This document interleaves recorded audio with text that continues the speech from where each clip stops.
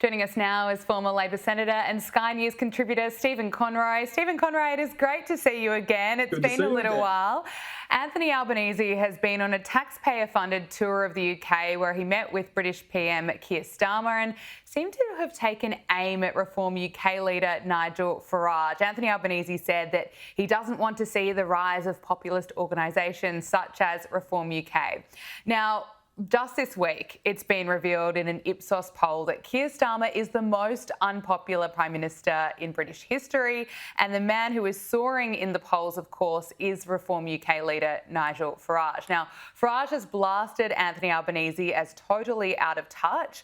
Speaking to News Corp Australia, he said that voters have had enough, and Albanese has failed to recognise the current shift in political sentiment across the West. He said he's totally out of touch with the huge changes in the UK and elsewhere across the West. And this is what he had to say on Paul Murray Live.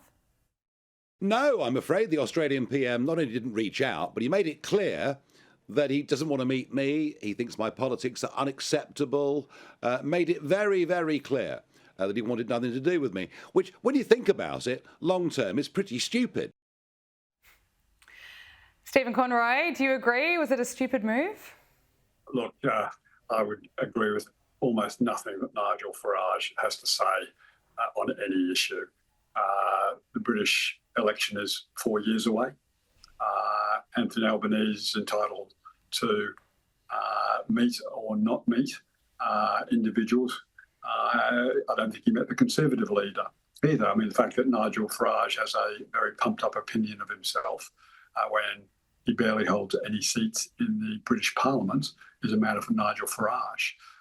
So I think the Prime Minister has known Keir Starmer a long time. He would obviously be supporting his re-election in 4 years' time. And it's no surprise. And in fact, it's important that he support and be seen to support Keir Starmer because the UK are the third leg of AUKUS. So it is important that we work together with the UK on the new nuclear sub that the UK and Australia are going to build and design, and as an increase on the Virginia subs, which now seems certain. But Nigel Farage's puffed up sense of himself is fine. He's entitled to take a view of himself that he's the most important person in the UK. Well, it's not just Nigel Farage who thinks that. I think plenty of people in the UK making it clear that they prefer him to lead. But we'll see what happens. As you say, it's years away. Anthony Albanese managed to get a selfie with Donald Trump while he was in New York. And Donald Trump is finally going to make some time for Anthony Albanese. That meeting will be happening in 3 weeks' time.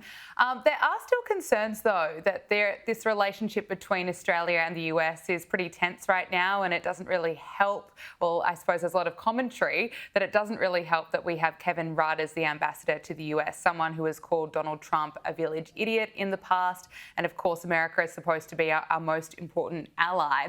It's now coming up to the 1 year mark since Donald Trump was elected, and it's really been some time. Anthony Albanese has been snubbed in the past. Now this meeting's finally going to happen on October 20. Stephen, is it going to be a success? Well, look, I think you're starting to emerge that the AUKUS submarine deal appears to be going to be approved by the administration. They're entitled to do a review. We've worked hard behind the scenes, and we've always made it clear that this AUKUS pact is good for the US and the UK and Australia. It's a win-win-win.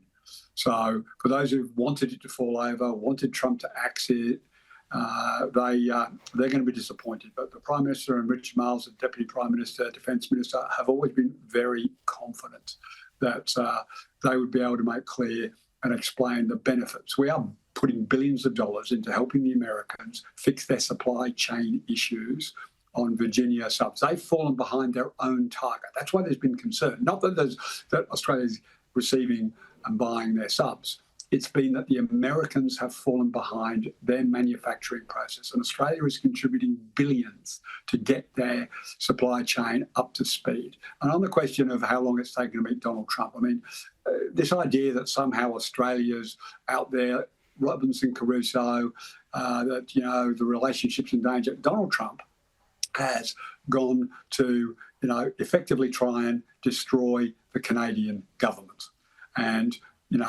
be contemptuous to Canada. I mean, how do you have a fight with Canadians? I know Canadians. It's almost impossible to have a fight with them. He's attacked Mexico. He has attacked all the countries in Europe. So when Nigel Farage says about, changes in the West, there's no changes in Europe.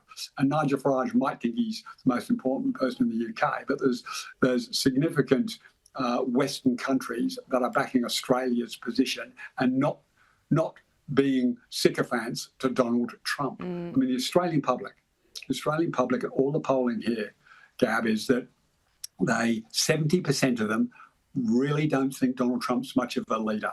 And so Anthony Albanese has to tread a fine line between sycophancy, standing up for Australia's national sovereign interests and balancing our China trade deal. And I think the Australian public are giving Anthony Albanese a resounding tick, if you look at all the polls, at the moment. So I think that, Albo has absolutely steered the middle ground, calm and not being flustered and, giving in to Donald Trump's bullying.